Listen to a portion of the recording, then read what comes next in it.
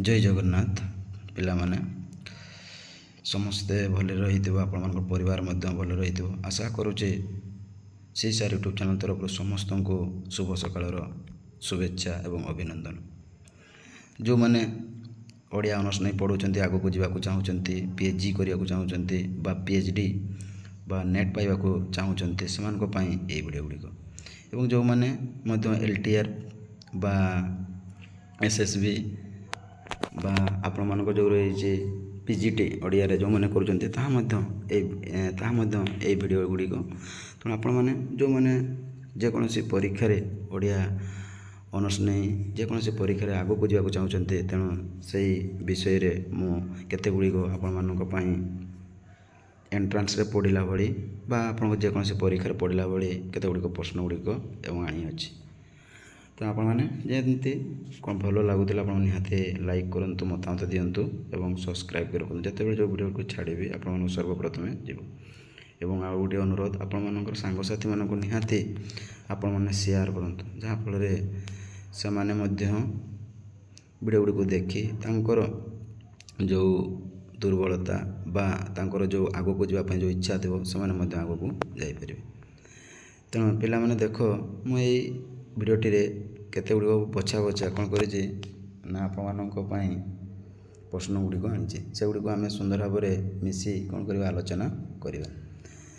तेणु जो प्रथम क्वेश्चन कहला जे कारा बरता कविताटी कवि नंदकिशोर बड़ों क्यों कविता संकलन पुस्तक गृहीत देख पिला माने आउ थे भलसे पढ़ुचे जे काको बरता कविताटी कवि नंदकिशोर बड़ों क्यों कविता संकलन पुस्तक गृहीत तो आप देखो क अच्छे निर्झरणी ख अच्छे शर्मिष्ठा ग रही कृष्ण कुमारी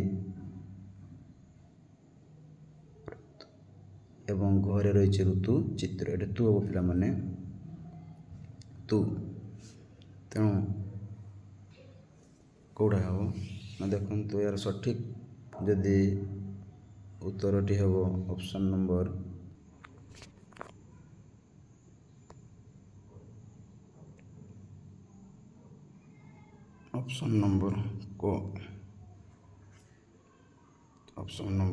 ए तेणु कारबरता कविताटी कवि नंदकिशोर बड़ों क्यों कविता संकलन पुस्तक गृहीत ना निर्झरिणी सठिक उत्तरटी कौन निर्झरिणी। तापर द्वितीय नंबर क्वेश्चन देखंतु जे ग्राम खोला कविताटी नंदकिशोर बड़ों क्यों कविता संकलनर अंश विशेष ग्रामखोला कविताटी नंदकिशोर बड़ों क्यों कविता संकलनर अंश विशेष क रही पल्ली चित्र ख रही ऋतु चित्र पिला माने ऋतु चित्र गरे रही जन्मभूमि घरे रही निर्झरिणी तेणु 2 नंबर ठीक उत्तरटी हूँ ऑप्शन नंबर ए यार मत ऑप्शन नंबर ए बा को पल्ली चित्र। तापर देखो 3 नंबर कहार संपादन प्रथमे सहकार एक समवाय पत्रिका भावे प्रकाश लाभ करिथिला कहार संपादन प्रथमे सहकार एक समवाय पत्रिका भावे प्रकाश लाभ करिथिला क अच्छी बालकृष्ण कर खरे गोपबंधु दास गरे लक्ष्मीनारायण साहू घरे नीलकंठ दास तेणु यार ठीक उत्तर हो ऑप्शन नंबर गो लक्ष्मीनारायण साहू द्वारा सहकार पत्रिका प्रकाश लाभ करिथिला। तापर 4 नंबर गोपबंधु दासंकर प्रथम कविता संकलन अवकाश चिंता केबे आत्मप्रकाश लाभ करिथिला एटा पिला माने गुरुत्व जो गुड़िक पिला गुरुत्व कौन से गुड़िक आप निहाती किसी लिखि रखिए सर्ट नोट करी जिते बड़े आपण मैंने जेकोसी प्रिपेयर हे से नोट खोली देखिपारे जदि आपण मानक डाउट किसी रोचे तेज वीडियो को आपण संपूर्ण भाव में आउ थे देखी नियंतु। तेणु देख गोपबंधु दास प्रथम कविता संकलन अवकाश चिंता केबे आत्मप्रकाश लाभ करथिला। क रे रही 1923, ख रे रही 1899, ग रे 1922, घ रे रही 1915। तेणु यार ठीक उत्तर होची ऑप्शन नंबर ख 1899 मसीहार अवकाश चिंता आत्मप्रकाश होइतिला। तापर 5 नंबर देखंतु ना कौन कहूँ मिशनारी उद्यम रे कटक रे मिशन प्रेस केबे स्थापित होइतिला। एटा होइतिला पिला माने केबे होइतिला 1836 मसीह रे ना ख रे रही 1838, ग रे रही 1837, घ रे रही 1841 मसीह रे। तेणु यार ठीक उत्तरटी हम 1837 मसीह रे मिशनारी माने मिशन प्रेस स्थापित करथिले। तापरे 6 नंबर जे महाराष्ट्र सौरसेनी मागधी अर्धमागधी पैशाची आदि भाषा क्यों उपभ्रंशर सृष्टि। जो महाराष्ट्र सौरसेनी मागधी अर्धमागधी पैशाची आदि भाषा क्यों उपभ्रंशर सृष्टि। पाली ना प्राकृत ना अपभ्रंश ना तद्भव। तेणु यार सठिक उत्तरटी होउची बा ठीक उत्तरटी होउची कोड हम प्राकृत भाषार बा प्राकृत अपभ्रंशर महाराष्ट्र सौरसेनी मागधी अर्धमागधी और पैशाची भाषा दृष्टिगोचर होइछि। तापर देखो 7 नंबर हरे कृष्ण मंत्र एटा मंत्र पिला माने उपासक क्यों माने उत्कलीय वैष्णव माने ना गौड़ीय वैष्णव माने ना माधार्यपंथी ना नंबेरिका संप्रदाय। माधार्यपंथी ना निर्णायक। तेणु यार ठीक उत्तर हो 7 नंबर ऑप्शन जो रही ख गौड़ीय वैष्णव माने कौन करथिले ना हरे कृष्ण मंत्र जाप करुथिले। तापर देखो 8 नंबर बलराम दास क्यों ग्रंथ रे बालीरथ प्रसंग वर्णित होइछि। एटा पिला माने भाबुछि आपण माने निहाती पढै थिबे। कोरे देछि ब्रह्मांड भूगोल, खरे रही वेदांत गुप्त गीता। एटा वेदानुसार नहीं पिला माने एटा होछि वेदांत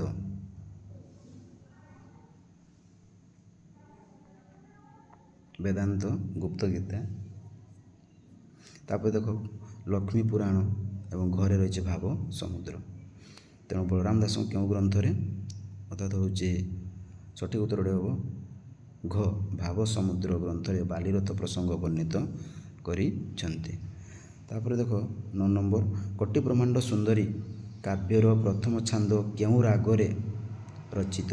कोटि ब्रह्मांड सुंदरी ये बहुत गुरुत्वपूर्ण पिला माने जेहेतु एगुड़िक होती रीतिजुगर कवि। तेणु एगुड़िक ये जो काव्यकृति गुड़िक से सुंदर भाव में पकई थाए। तेणु कोटि ब्रह्मांड सुंदरी काव्यर प्रथम छांद क्यों रागरे करे देछि केदार, खरे देछि माळव, गोरे मंगला गुज्जरी, घरे देछि रस कोइली। एटा कोइली ना रस कोइला लिखाई। तेणु देखु कौटा हम ना कोटि ब्रह्मांड सुंदरी काव्यर प्रथम छांद क्यों रागरे ऑप्शन नंबर सी एड़ा हम पिला माने मंगल गुज्जरी। ये गुज्जरी पिला माने ना मंगल गुज्जरी। टिके ओडिया रे जेहेतु आम बहुत कष्ट लगुच माने टीपी करिया को पीपीटी करिया को। तेणु आपण मैंने जो गुड़िक भूल रोचे टिके आप संशोधन करूँ मुझे संशोधन कर दूचे आपको कौन कर क्षमा करेंगे। तापर देखो 10 नंबर जे भक्तचरण दास मथुरा मंगल କାବ୍ୟର ପ୍ରଥମ ଛାନ୍ଦରେ କେଉଁ ଦେବତାଙ୍କୁ ଶ୍ରୁତି କରିଛନ୍ତି? ବହୁତ ଗୁରୁତ୍ୱପୂର୍ଣ୍ଣ ପିଲାମାନେ। ଭକ୍ତଚରଣ ଦାସ ଜଣେ ଜଣାଶୁଣା ମାନେ ଜଣାଣ ବା ଚଉତିଶାର ଲେଖକ, ତେଣୁ ତାଙ୍କର ନିହାତି ଆପଣମାନେ କ'ଣ କରିବେ ମନେ ରଖିବେ। ସେ ସୁନ୍ଦର ଭାବରେ ଜଣାଣ ବା ଭଜନ ଗୁଡ଼ିକ ମଧ୍ୟ ଲେଖିଛନ୍ତି। ଭକ୍ତଚରଣ ଦାସ ମଥୁରା ମଙ୍ଗଳ କାବ୍ୟର ପ୍ରଥମ ଛାନ୍ଦରେ କେଉଁ ଦେବତାଙ୍କୁ ଶ୍ରୁତି କରିଛନ୍ତି? ଜଗନ୍ନାଥ, ଶ୍ରୀକୃଷ୍ଣ ନା ଶିବ? 10 ନମ୍ବର। ତେଣୁ ଏହାର ସଠିକ୍ ଉତ୍ତରଟି ହେଉଛି ଅପସନ୍ ନମ୍ବର ଖ, ଶ୍ରୀକୃଷ୍ଣ ବା ଗ ବି ମଧ୍ୟ ହେବ ଶ୍ରୀକୃଷ୍ଣ। ତାପରେ ଦେଖ 11 ନମ୍ବର। ମାୟାଧର ମାନସିଂହ କେଉଁ କବିଙ୍କୁ କ୍ରୁଧ ତରୁଣ ବୋଲି କହିଛନ୍ତି? ବହୁତ ଗୁରୁତ୍ୱପୂର୍ଣ୍ଣ ଏଟା ମଧ୍ୟ ପିଲାମାନେ। ମାୟାଧର ମାନସିଂହ କେଉଁ କବିଙ୍କୁ କ୍ରୁଧ ତରୁଣ ବୋଲି କହିଛନ୍ତି? ଅପସନ୍ ନମ୍ବର ଦେଖ, ହୁସେନ ରବି ଗାନ୍ଧୀ ନା ରଘୁନାଥ ଦାସ? ଗରେ ରହିଛି ରବି ସିଂ, ଘରେ ରହିଛି ଜ୍ଞାନେନ୍ଦ୍ର ବ୍ରହ୍ମା।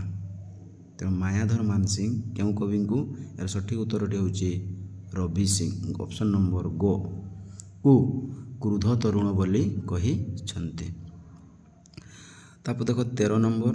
ଇଏ ମଧ୍ୟ ବହୁତ ଗୁରୁତ୍ୱ ପିଲାମାନେ। ଆମେ ସମସ୍ତେ ଜାଣିଛୁ ଯେ ପ୍ରଥମ ଗଳ୍ପ ଆମେ କ'ଣ ରେବତୀ, ଫକୀରମୋହନ ସେନାପତିଙ୍କର। ତେଣୁ ଏଇ ଯେଉଁ ରେବତୀ ଗଳ୍ପ କେଉଁ ପତ୍ରିକାରେ ପ୍ରକାଶିତ ହୋଇଥିଲା? ବହୁତ ଗୁରୁତ୍ୱପୂର୍ଣ୍ଣ ପିଲାମାନେ ଯେ ରେବତୀ ଗଳ୍ପ କେଉଁ ପତ୍ରିକାରେ ପ୍ରକାଶିତ ହୋଇଥିଲା? ଦେଖ କରେ ରହିଛି ତୃତୀୟ ବର୍ଷ 10ମ ସଂଖ୍ୟା ଉତ୍କଳ ସାହିତ୍ୟ ନା ଦ୍ୱିତୀୟ ବର୍ଷ ତୃତୀୟ ସଂଖ୍ୟା ମୁକୁର? ଗରେ ରହିଛି ଦ୍ୱିତୀୟ ବର୍ଷ 10ମ ସଂଖ୍ୟା ଉତ୍କଳ ସାହିତ୍ୟ ନା ଘରେ ରହିଛି ଦ୍ୱିତୀୟ ବର୍ଷ 6ଠ ସଂଖ୍ୟା ମୁକୁର? ବହୁତ ଗୁରୁତ୍ୱପୂର୍ଣ୍ଣ ପିଲାମାନେ। 12 ନମ୍ବର। ତେଣୁ ଏହାର ଠିକ୍ ଉତ୍ତରଟି ହେଉଛି ଅପସନ୍ ନମ୍ବର ଗ, ଦ୍ୱିତୀୟ ବର୍ଷ 10ମ ସଂଖ୍ୟା ଉତ୍କଳ ସାହିତ୍ୟରେ ରେବତୀ ଗଳ୍ପ ପ୍ରକାଶିତ ହୋଇଥିଲା। ତାପରେ ଦେଖନ୍ତୁ 13 ନମ୍ବର ଯେ ଗୋଦାବରୀଶ ମହାପାତ୍ରଙ୍କ ପ୍ରଥମ ଉପନ୍ୟାସ ରାଜଦ୍ରୋହୀ କେବେ ପ୍ରକାଶିତ? ବହୁତ ଗୁରୁତ୍ୱପୂର୍ଣ୍ଣ ପିଲାମାନେ। 1930 ନା 1932 ନା 1925 ନା 1935? 13 ନମ୍ବର। ଏହାର ସଠିକ୍ ଉତ୍ତରଟି ହେଉଛି ଅପସନ୍ ନମ୍ବର କ, 1930 ମସିହାରେ ରାଜଦ୍ରୋହୀ ଗୋଦାବରୀଶ ମହାପାତ୍ରଙ୍କ ଉପନ୍ୟାସ ପ୍ରକାଶିତ ହୋଇଥିଲା। ପୁଣି କଣାମାମୁଁ ଏକ ଅସମ୍ପୂର୍ଣ୍ଣ ଉପନ୍ୟାସ ଆମେ ଜାଣିଛୁ। କଣାମାମୁଁ 14 ନମ୍ବର ପିଲାମାନେ। କଣାମାମୁଁ ଏକ ଅସମ୍ପୂର୍ଣ୍ଣ ଉପନ୍ୟାସ, ଏହାର ସ୍ରଷ୍ଟା କିଏ? 14 ନମ୍ବର। ଲକ୍ଷ୍ମୀକାନ୍ତ ମହାପାତ୍ର, ମାୟାଧର ମାନସିଂହ ନା ଗୋଦାବରୀଶ ମହାପାତ୍ର ନା ନିତ୍ୟାନନ୍ଦ ମହାପାତ୍ର? ଯଦି କଣାମାମୁଁ, ଏହାର ଠିକ୍ ଉତ୍ତରଟି ହେଉଛି ଅପସନ୍ ନମ୍ବର ଲକ୍ଷ୍ମୀକାନ୍ତ, ହଁ କି ନାହିଁ? ଅପସନ୍ ନମ୍ବର କ, ଲକ୍ଷ୍ମୀକାନ୍ତ ମହାପାତ୍ର କଣାମାମୁଁ ଅସମ୍ପୂର୍ଣ୍ଣ ଉପନ୍ୟାସ ସେ ରଚନା କରିଥିଲେ। ତାପରେ 15 ନମ୍ବର। ଉତ୍କଳ କମ୍ୟୁନିଷ୍ଟ ପାର୍ଟିର ପ୍ରତିଷ୍ଠାତା କିଏ ଥିଲେ? 15 ନମ୍ବର। ଆଉ ଥରେ ଦେଖ ପିଲାମାନେ ଭଲସେ, ଯେ ଉତ୍କଳ କମ୍ୟୁନିଷ୍ଟ ପାର୍ଟିର ପ୍ରତିଷ୍ଠାତା କିଏ ଥିଲେ? କରେ ଅଛି ମନମୋହନ ମିଶ୍ର, ଖରେ ରହିଛି ଭଗବତୀ ଚରଣ ପାଣିଗ୍ରାହୀ, ଗରେ ରହିଛି ଅନନ୍ତ ପଟ୍ଟନାୟକ, ଘରେ ରଘୁନାଥ ଦାସ। ତେବେ ଏହାର ଠିକ୍ ଉତ୍ତରଟି ହେଉଛି ଅପସନ୍ ନମ୍ବର ବି, କମ୍ୟୁନିଷ୍ଟ ପାର୍ଟିର କିଏ ନା ଭଗବତୀ ଚରଣ ପାଣିଗ୍ରାହୀ। ତାପରେ 16 ନମ୍ବର। କେଉଁ କବି ଭାରତୀୟ ପ୍ରଶାସନିକ ସେବା ଅଧିକାରୀ ଥିଲେ? କେଉଁ କବି ଭାରତୀୟ ପ୍ରଶାସନିକ ସେବା ଅଧିକାରୀ ଥିଲେ? ଗୁରୁପ୍ରସାଦ ମହାନ୍ତି ନା ସଚ୍ଚିଦାନନ୍ଦ ରାଉତରାୟ, ଦୀପକ ମିଶ୍ର ନା ରମାକାନ୍ତ ମିଶ୍ର? ତେଣୁ 16 ନମ୍ବର ମଧ୍ୟ ଏହାର ଠିକ୍ ଉତ୍ତରଟି ହେଉଛି ଅପସନ୍ ନମ୍ବର ଘ, ରମାକାନ୍ତ ରଥ। ଏଇଟା କାନ୍ତି ନାହିଁ ପିଲାମାନେ, ରମାକାନ୍ତ ରଥ। ତାପରେ 17 ନମ୍ବର ଚାଲନ୍ତୁ। ଶାନ୍ତନୁ କୁମାର ଆଚାର୍ଯ୍ୟଙ୍କ ପ୍ରଥମ ଗଳ୍ପ ସଂକଳନ କେଉଁଟି? ଶାନ୍ତନୁ କୁମାର ଆଚାର୍ଯ୍ୟଙ୍କ ପ୍ରଥମ ଗଳ୍ପ ସଂକଳନ କେଉଁଠି? କରେ ରହିଛି ଏଇ ଶେଷ ପଦଟି ନା ଅରଣ୍ୟର ଚୂଳ, ଘରେ ରହିଛି ଦୁର୍ବାର, ଗରେ ରହିଛି ମନ ମର୍ମର। ତେବେ କେଉଁଟା? ଶାନ୍ତନୁ କୁମାର ଆଚାର୍ଯ୍ୟଙ୍କ ପ୍ରଥମ ଗଳ୍ପ ସଂକଳନ କେଉଁଠି? ଅର୍ଥାତ୍ ହେଉଛି ଏହାର ଠିକ୍ ଉତ୍ତରଟି ହେଉଛି ମନ ମର୍ମର। तापर 18 नंबर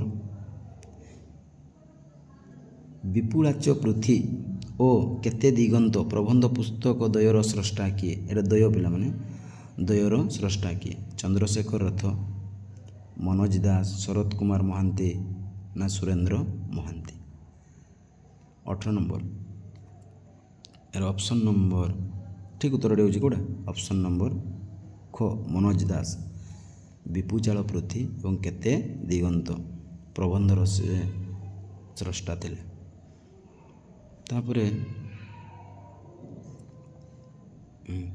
19 नंबर पिला माने देखा जाउची तो पिला माने देखंतु जे 19 नंबर क्वेश्चन कोन कहूची केउ गल्पर संख्या विषय हेउची असुस्थ पुअर चिकित्सा निमंते बापा माँ उभयंकर प्राणमूर्छा संग्राम केउ गल्पर मुख्य विषय हेउची असुस्थ पुअर चिकित्सा निमंते बापा माँ उभयंकर प्राणमूर्छा संग्राम करे रही भूमिका ओंकार ध्वनि गोपपुर अन्य अनुभूति तेबे यार ठीक उत्तर रही ऑप्शन नंबर गोपपुर तापर पिला माने 20 नंबर देख ना कौन कहूँ उल्लघ्न गल्प पुस्तक पाई प्रतिभा राय 2000 मसीह क्यों पुरस्कार प्राप्त करते उल्लघ्न गल्प तेणु पिला माने एटा मन रखा प्रतिभा राय कौन उल्लघ्न एटा गोटे गल्प तेणु जो यही उल्लघ्न गल्पटी जिते प्रकाशित होता 2000 मसीह से कौ पुरस्कार से पाई ओडिया साहित्य एकाडेमी ना सारला पुरस्कार ना केंद्र साहित्य एकाडेमी ना मूर्ति देवी तेबे यार ठीक उत्तरटी हूँ ऑप्शन नंबर गो केंद्र साहित्य एकाडेमी तापरे 21 नंबर जे विश्वनाथ कविराज क्यों रस को दशम रस रूपे ग्रहण करिसेंती एटा मध्ये पिला माने जानिथिबे आपण माने मध्ये निहाते पढिथिबे जे विश्वनाथ कविराज क्यों रस को दशम रस रूपे ग्रहण करिसेंती आमे रस नवम रस पढिथिलु किंतु आउ गोटे रस से कोन करछन्ते जोग करिसेंती से रसटी कोन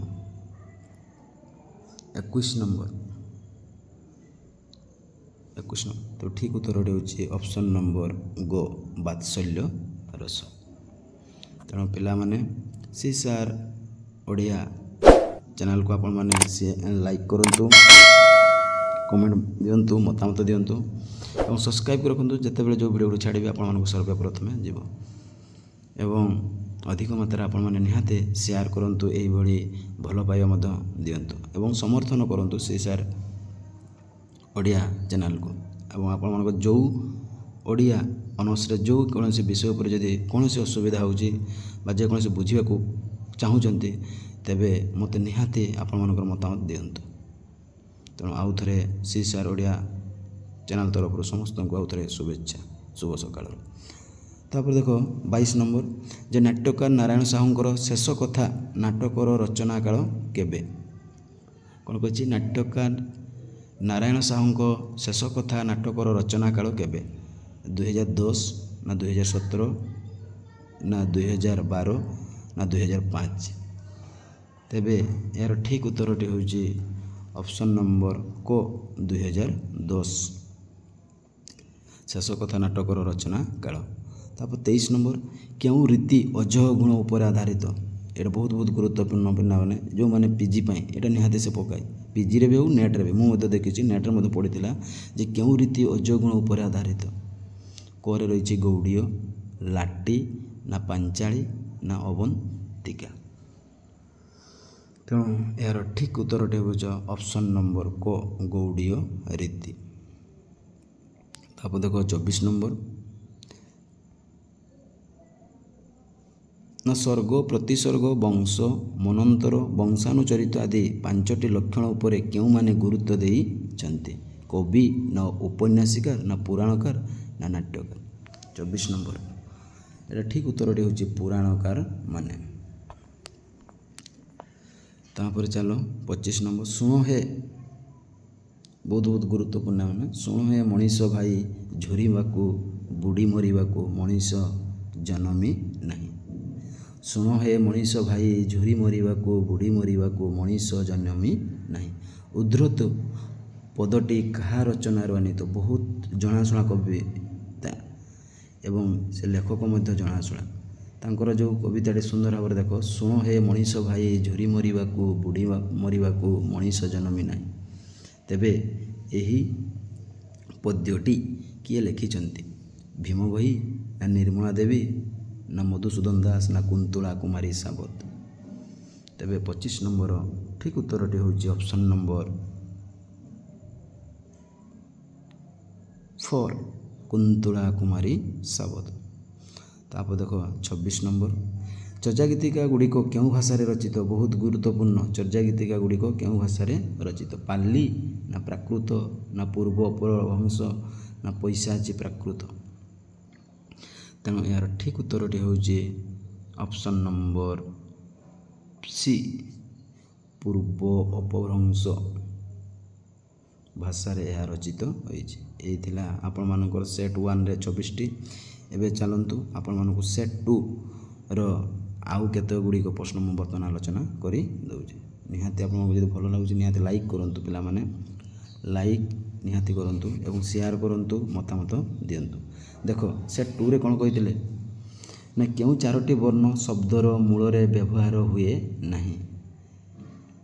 ଦେଖନ୍ତୁ ଙ, ନିୟ, ବ, ଦ, ଙ, ନିୟ, ଣ, ତ, ତାପରେ ଗରେ ରହିଛି ଙ, ନିୟ, ଘ, ଳ, ତାପରେ ଙ, ନିୟ, ଳ, ଳ।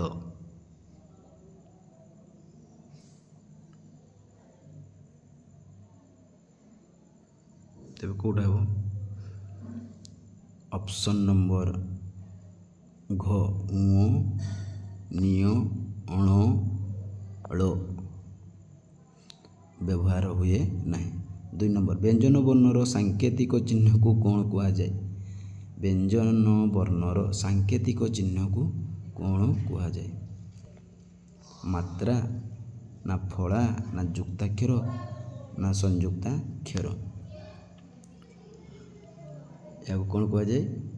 ଫଳା କୁହାଯାଇଥାଏ। ଠିକ୍ ସେହିପରି ସ୍ୱରବର୍ଣ୍ଣ ସାଙ୍କେତିକ ଚିହ୍ନକୁ କ'ଣ କୁହାଯାଏ? ଏଇଟା ପିଲାମାନେ ପଢ଼ିଥିବେ, ତେଣୁ ମାତ୍ରା କୁହାଯାଏ। ତାପରେ ଉତ୍କଳ ସାହିତ୍ୟ ପତ୍ରିକା କେଉଁଠାରୁ ପ୍ରକାଶିତ ହେଉଥିଲା?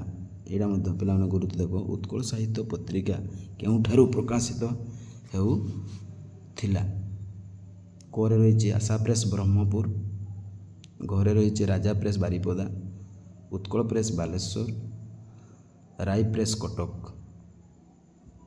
ତେବେ ଉତ୍କଳ ସାହିତ୍ୟ ପତ୍ରିକା କେଉଁଠାରୁ ପ୍ରକାଶିତ ହେଉଥିଲା? ଏହାର ଠିକ୍ ଉତ୍ତରଟି ହେଉଛି ଅପସନ୍ ନମ୍ବର ଘ, ରାଇ ପ୍ରେସ୍ କଟକ। ତାପରେ 5 ନମ୍ବର, ବା ଚଉତିଶା ଓ ଗୋପଲୀଳା ସରାଗ ଚଉତିଶା ଦ୍ୱୟର ରଚୟିତା କିଏ? ଲୋକନାଥ ବିଦ୍ୟାଧର ନା ଦୀନକୃଷ୍ଣ ଦାସ, ଉପେନ୍ଦ୍ର ଭଞ୍ଜ ନା ଭୂପତି ପଣ୍ଡିତ? ବା ଚଉତିଶା। ଏହାର ଠିକ୍ ଉତ୍ତରଟି ହେଉଛି ଲୋକନାଥ ବିଦ୍ୟାଧର। ତାପରେ 6 ନମ୍ବର, ବିଲଙ୍କା ରାମାୟଣ ଗ୍ରନ୍ଥଟି କେଉଁ ବୃତ୍ତରେ ରଚିତ? ବିଲଙ୍କା ରାମାୟଣ ଗ୍ରନ୍ଥଟି କେଉଁ ବୃତ୍ତରେ ରଚିତ?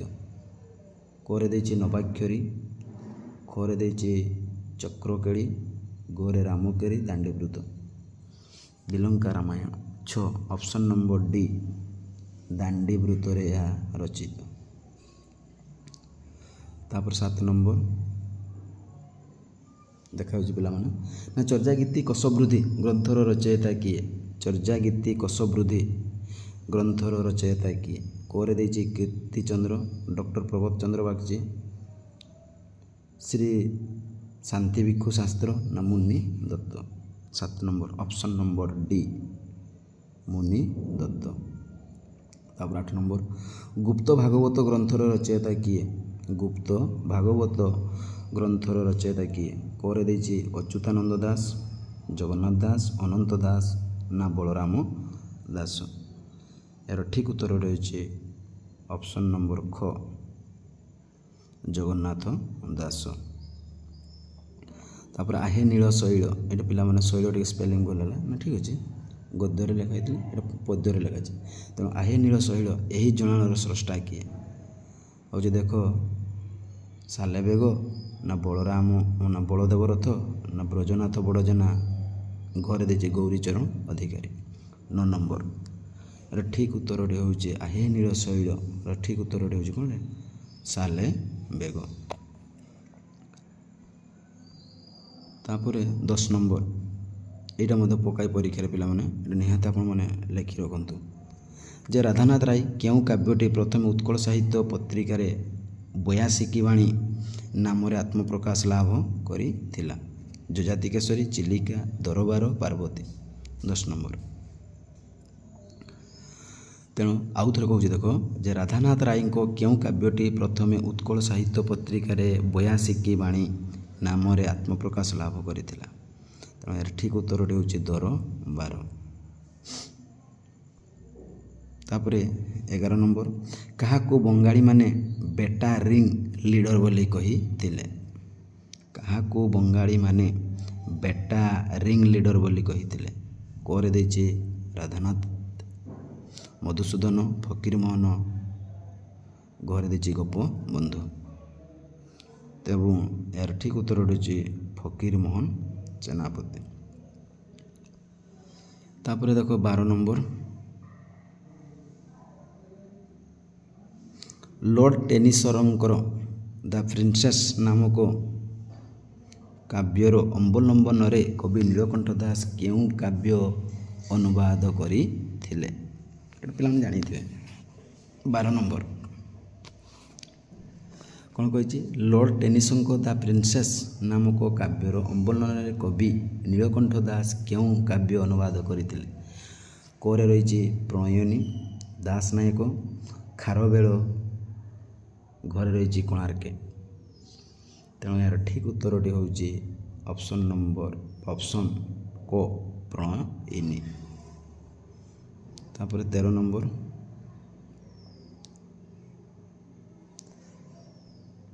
କୁନ୍ତଳା କୁମାରୀ ସାବତଙ୍କୁ 1925 ମସିହାରେ ପୁରୀର ମହିଳା ବନ୍ଧୁ ସମିତି ଦ୍ୱାରା କେଉଁ ଉପାଧିରେ ସମ୍ମାନିତ କରାଯାଇଥିଲା? କୁନ୍ତଳା କୁମାରୀ ସାବତଙ୍କୁ 1925 ମସିହାରେ ପୁରୀର ମହିଳା ବନ୍ଧୁ ସମିତି ଦ୍ୱାରା କେଉଁ ଉପାଧିରେ ସମ୍ମାନିତ କରାଯାଇଥିଲା? ଉତ୍କଳ ଭାରତୀ, ସାହିତ୍ୟ ଭାରତୀ, ଝଙ୍କାର ପୁରସ୍କାର ନା ଅତି ବଡ଼ି? 13 ନମ୍ବର ଉତ୍କଳ ଭାରତୀ। ଠିକ୍ ଉତ୍ତରଟି କ'ଣ ହେବ? ଉତ୍କଳ ଭାରତୀ। ତାପରେ ଦେଖ 14 ନମ୍ବର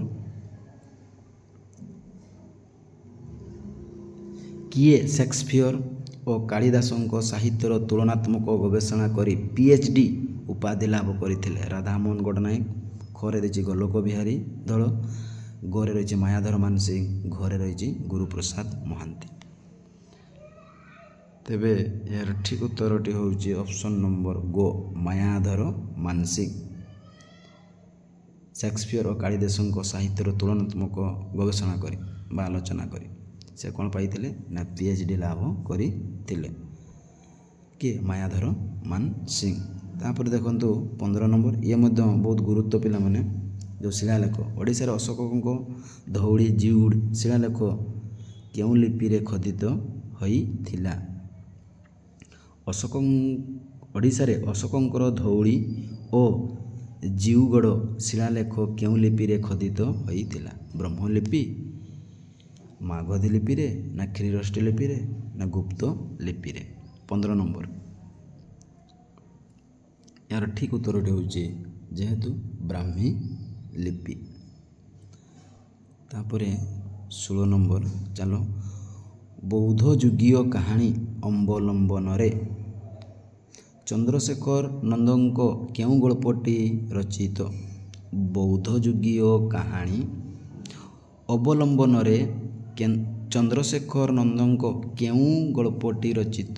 ସତ୍ୟବତୀ, ଖରେ ରହିଛି କଲ୍ୟାଣୀ, ବାସୀ, କ୍ଷୀରିପିଠା ନା ଆହତ ପକ୍ଷୀ? 16 ନମ୍ବର ଏହାର ଠିକ୍ ଉତ୍ତରଟି ହେଉଛି ଆହତ ପକ୍ଷୀ।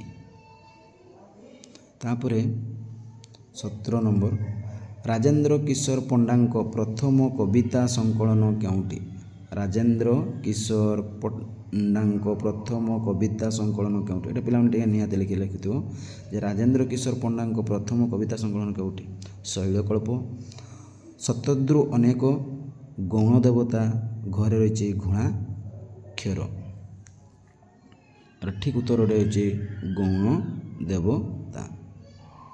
ତାପରେ 18 ନମ୍ବର ଚାଲ। କେଉଁ ଗଳ୍ପଟି ଦ୍ୱିତୀୟ ବିଶ୍ୱଯୁଦ୍ଧର ନୃଶଂସ ପୃଷ୍ଠଭୂମି ଉପରେ ଆଧାରିତ? ବହୁତ ଗୁରୁତ୍ୱ ଏ ମଧ୍ୟ ପିଲାମାନେ, ଏଇଟା ମଧ୍ୟ ଆପଣ ନିହାତି ଲେଖି ରଖନ୍ତୁ ଯେ କେଉଁ ଗଳ୍ପଟି ଦ୍ୱିତୀୟ ବିଶ୍ୱଯୁଦ୍ଧର ନୃଶଂସ ପୃଷ୍ଠଭୂମି ଉପରେ ଆଧାରିତ? କରେ ରହିଛି ଜୀବନର ସ୍ୱାଦ, ସମୁଦ୍ରର କ୍ଷୁଧା, ଆରଣ୍ୟକ ନା ଲକ୍ଷ୍ମୀର ଅଭିସାର? 18 ନମ୍ବର। ଯଦି ଏହାର ଠିକ୍ ଉତ୍ତରଟି ହେଉଛି ଦେଖନ୍ତୁ ପିଲାମାନେ କେଉଁଟା ହେବ? ଖ ସମୁଦ୍ରର କ୍ଷୁଧା। ବିଶ୍ୱଯୁଦ୍ଧର ନୃଶଂସକ ପୃଷ୍ଠଭୂମି ଉପରେ ଏହା କ'ଣ ହେଇଥିଲା? ଆଲୋଚିତ ହୋଇଥିଲା ବା ଆଲୋଚନା କରାଯାଇଥିଲା। ତାପରେ 19 ନମ୍ବର। ନିମ୍ନଲିଖିତ ମଧ୍ୟରୁ କେଉଁଟି ଏକ ଚରିତୋପନ୍ୟାସ ଅଟେ? ଚରିତୋପନ୍ୟାସ ଦେଖ କରେ ରହିଛି ନେତି ନେତି, କୂଳବୃଧ, ନୀଳାଦ୍ରି ବିଜୟ, କୃଷ୍ଣାବେଣୀର ସନ୍ଧ୍ୟା। 19 ନମ୍ବର। ତେଣୁ ଏହାର ଠିକ୍ ଉତ୍ତରଟି ହେଉଛି ଚରିତୋପନ୍ୟାସ କେଉଁଟା? ନା କୂଳବୃଧ ଉପନ୍ୟାସ।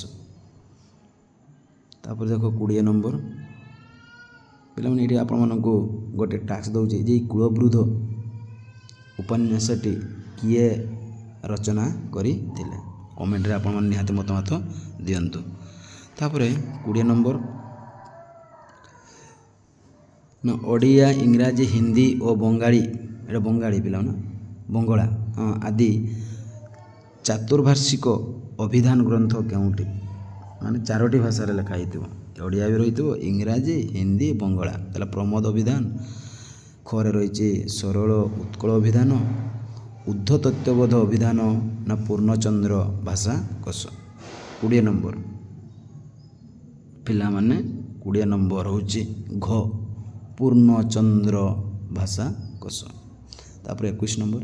ନିମ୍ନୋକ୍ତ କେଉଁଟି ଓଡ଼ିଆ ସାହିତ୍ୟର ପ୍ରଥମ ନାଟକ? ଆପଣମାନେ ଜାଣିଛନ୍ତି ବାବାଜୀ। ଠିକ୍ ଉତ୍ତରଟି ହେବ କ'ଣ? ବାବାଜୀ। ତାପରେ 22 ନମ୍ବର। ଗୋପାଳ ଛୋଟରାୟଙ୍କ କେଉଁଟି ଏକ ରାଜନୈତିକ ନାଟକ? ଶଙ୍ଖା ସିନ୍ଦୁର, ଅର୍ଦ୍ଧାଙ୍ଗିନୀ, ପରକଲମ ନା ନଷ୍ଟ ଉର୍ବଶୀ? 22 ନମ୍ବର। ଠିକ୍ ଉତ୍ତରଟି ହେଉଛି ପରକଲମ, ଗୋପାଳ ଛୋଟରାୟଙ୍କର ରାଜନୈତିକ ଉପନ୍ୟାସ। ତାପରେ ଦେଖ ଏଇଟା ଗୋଟେ ପିଲାମାନେ ବହୁତ ଗୁରୁତ୍ୱ ଏଇଗୁଡ଼ିକ ଯେ ଔଚିତ୍ୟବାଦର ପ୍ରତିଷ୍ଠାତା କିଏ? ଏ ଯେଉଁ ରହିଲା ପ୍ରାଚ୍ୟ ସାହିତ୍ୟର, ହଁ କି ନାହିଁ? ଔଚିତ୍ୟବାଦର ପ୍ରତିଷ୍ଠାତା କିଏ? ଆଚାର୍ଯ୍ୟ କ୍ଷେମେନ୍ଦ୍ର, ଭଟ୍ଟ ଲଲୁଟ, ଗ ଶ୍ରୀଶଙ୍କୁକ, ଘ ଅଭିନବ ଗୁପ୍ତ? 23 ନମ୍ବର। ତେବେ ଔଚିତ୍ୟବାଦର ପ୍ରତିଷ୍ଠାତା ହେଉଛନ୍ତି ଅପସନ୍ ନମ୍ବର କେଉଁଟା ହେବ? ଆଚାର୍ଯ୍ୟ କ୍ଷେମେନ୍ଦ୍ର ଏହାର ପ୍ରତିଷ୍ଠାତା। ତାପରେ 24 ନମ୍ବର। କେଉଁ ଅଳଙ୍କାରିକ ବୈଦର୍ଭ୍ୟକୁ ଏକ ସମ୍ଭ୍ରାନ୍ତ ରୀତି ଭାବରେ ଗ୍ରହଣ କରି ଗୌଡ଼ୀୟକୁ ନିକୃଷ୍ଟ ରୀତି ବୋଲି ଦର୍ଶାଇଛନ୍ତି? କେଉଁ ଆଳଙ୍କାରିକ ବୈଦର୍ଭ୍ୟକୁ ଏକ ସମ୍ଭ୍ରାନ୍ତ ରୀତି ଭାବରେ ଗ୍ରହଣ କରି ଗୌଡ଼ୀୟକୁ ନିକୃଷ୍ଟ ରୀତି ବୋଲି ଦର୍ଶାଇଛନ୍ତି? କରେ ରହିଛି ଆଚାର୍ଯ୍ୟ ବାମନ, ଖରେ ବିଶ୍ୱନାଥ କବିରାଜ, ଗରେ କୁନ୍ତକ, ଘରେ ରହିଛି ଆଚାର୍ଯ୍ୟ ଦଣ୍ଡୀ। 24 ନମ୍ବର। ଏହାର ଠିକ୍ ଉତ୍ତରଟି ହେଉଛି ଆଚାର୍ଯ୍ୟ ଦଣ୍ଡୀ, ଅପସନ୍ ନମ୍ବର ଘ। ତାପରେ 25 ନମ୍ବର ଦେଖନ୍ତୁ। ପିଲାଟି ଶୋଷରେ ବିକଳ ହେଲାଣି, ଟିକେ ବ୍ୟାକରଣ ପଡ଼ିଗଲା ପିଲାମାନେ। ପିଲାଟି ଶୋଷରେ ବିକଳ ହେଲାଣି, ଏହା କେଉଁ ବିଭକ୍ତି? ପ୍ରଥମା ବିଭକ୍ତି ନା ଦ୍ୱିତୀୟା ବିଭକ୍ତି, ପଞ୍ଚମ ବିଭକ୍ତି ନା ତୃତୀୟା ବିଭକ୍ତି? 25 ନମ୍ବର। ତେଣୁ ଏହା ହେଉଛି ସଠିକ୍ ଉତ୍ତର ହେବ ତୃତୀୟାରେ ଲାଗିଛି। ପିଲାଟି ଶୋଷରେ, ତେଣୁ ଯେଉଁଟିରେ ତେଣୁ ହେଉଛି ବିକଳ ହେଲାଣି, ତାହେଲେ ଏହା ତୃତୀୟା ବିଭକ୍ତି। ତାପରେ ଦେଖ ଆଜିର ଶେଷ କ୍ୱେଶ୍ଚନ୍, ଏବଂ ଦେଖୁଛି ଭିଡ଼ିଓ ଗୁଡ଼ିକ ମଧ୍ୟ ଦୀର୍ଘ ହୋଇଗଲାଣି, ଏବଂ ଆପଣମାନେ ସେଇ ସାର୍ ଓଡ଼ିଆ ଚ୍ୟାନେଲକୁ ଆପଣ ନିହାତି ସମର୍ଥନ କରନ୍ତୁ, ଲାଇକ୍ ଦିଅନ୍ତୁ, ମତାମତ ଦିଅନ୍ତୁ, ଏବଂ ଏଇଭଳି ଆପଣମାନେ ଭଲ ପାଇବା ଦିଅନ୍ତୁ, ଏବଂ ଅଧିକ ମାତ୍ରାରେ ସେୟାର କରନ୍ତୁ। ଯାହାଫଳରେ ଆପଣଙ୍କ ସାଙ୍ଗସାଥି ସମସ୍ତେ ଭଲରେ ଜାଣିପାରିବେ ଏବଂ ବୁଝିପାରିବେ। ଯଦି ଯେଉଁଠି ଅସୁବିଧା ହେଉଛି ଆପଣ ନିହାତି କହୁଛି ମତାମତ ଦିଅନ୍ତୁ। ମୁଁ ନିହାତି ଆପଣମାନଙ୍କର ମତକୁ ଶୁଣି ନେକ୍ସଟ ଭିଡ଼ିଓ ମୁଁ ତାହା ଅପଲୋଡ଼ କରିଦେବି। ତାପରେ ଦେଖ ଆଜିର ଶେଷ କ୍ୱେଶ୍ଚନ୍, ନା ମନୁଷ୍ୟର ମୁଖ ନିଃସୃତ ସାର୍ଥକ ଶୃଙ୍ଖଳିତ ଧ୍ୱନି ଗୁଡ଼ିକୁ କ'ଣ କୁହାଯାଏ? ମନୁଷ୍ୟର ମୁଖ ନିଃସୃତ ସାର୍ଥକ ଶୃଙ୍ଖଳିତ ଧ୍ୱନି ଗୁଡ଼ିକୁ କ'ଣ କୁହାଯାଏ? ଲିପି, ଭାଷା, ଧ୍ୱନି ନା ଶବ୍ଦ? 26 ନମ୍ବର। ତେଣୁ ଆମେ ଯେଉଁ ଉଚ୍ଚାରଣ କରିଥାଉ ମୁଖ ନିଃସୃତରୁ ତାହା ହେଉଛି କ'ଣ? ଠିକ୍ ଉତ୍ତରଟି ହେଉଛି ଭାଷା। ନିଃସୃତ ସାର୍ଥକ ଶୃଙ୍ଖଳିତ ଧ୍ୱନି ଭାଷା ବୋଲି ଆମେ କହିଥାଉ। ତେଣୁ ପିଲାମାନେ ଯେଉଁଠି ଆପଣମାନେ ବୁଝିପାରୁନାହାନ୍ତି ଥରେ ଦୁଇଥର କରି ଭିଡ଼ିଓକୁ ସମ୍ପୂର୍ଣ୍ଣ ଦେଖନ୍ତୁ ଏବଂ ଆପଣମାନେ ଯେଉଁଗୁଡ଼ିକ କହୁଛି ସେଗୁଡ଼ିକ ଆପଣ ନିହାତି ନୋଟ୍ କରି ରଖନ୍ତୁ। ରହୁଛି ଜୟ ଜଗନ୍ନାଥ। ଏବଂ ଆଉ ଯେଉଁ ରହିଗଲା ନେକ୍ସଟ ଭିଡ଼ିଓରେ ତାହା ମୁଁ କ'ଣ କରିବି ତାହା ଅପଲୋଡ଼ କରିଦେବି। ରହୁଛି ଜୟ ଜଗନ୍ନାଥ। ଯେଉଁମାନେ ଯଦି ଭିଡ଼ିଓ ଗୁଡ଼ିକ ଦେଖିନାହାନ୍ତି ତେବେ ଏହି ଡେସ୍କ୍ରିପସନ୍ ମଧ୍ୟ ଲିଙ୍କ୍ ଦେଇଦେଇଛି ବା ମୋର ପ୍ଲେଲିଷ୍ଟକୁ ଯାଇ CSR ଓଡ଼ିଆ ୟୁଟ୍ୟୁବ୍ ଚ୍ୟାନେଲର ପ୍ଲେଲିଷ୍ଟକୁ ଯାଇ ଆପଣମାନେ ମଧ୍ୟ ଦେଖିପାରିବେ। ରହୁଛି ଜୟ ଜଗନ୍ନାଥ।